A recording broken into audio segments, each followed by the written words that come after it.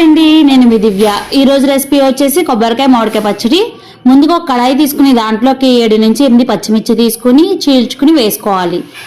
2 table spoon oil వేసి దాంట్లోకి మినపప్పు, ధనియాలు, జీలకర్ర వేసుకుని ఒక 5 నిమిషాల పాటు మీడియం ఫ్లేమ్లో ఫ్రై చేసుకోవాలి. ఫ్రై అయిపోయిన తర్వాత పక్కన పెట్టుకుని చల్లారిన తర్వాత ఒక మిక్సింగ్ బౌల్ తీసుకుని దాంట్లోకి ఈ మిశ్రమాన్ని మొత్తం వేసేసుకుని సన్నగా తురుముకున్న మామిడికాయ ముక్కలు, కొంచెం బెల్లం, సరిపడా ఉప్పు, 4 వెల్లుల్లి రబ్బలు వేసుకుని దాన్ని మొత్తం గ్రైండ్ చేసుకుని పక్కన ఉంచుకోండి. కొబ్బరికాయ తురుముకుని పక్కన ఉంచుకోండి. అదే కడాయిలో 2 టేబుల్ స్పూన్ ఆయిల్ వేసి పోపు దినుసులు అన్నీ వేసుకుని బాగా ఫ్రై చేసుకోవాలి. ఫ్రై అయిన తర్వాత దాంట్లోకి చిటికెడు పసుపు వేసి స్టవ్ ఆఫ్ చేసుకోండి.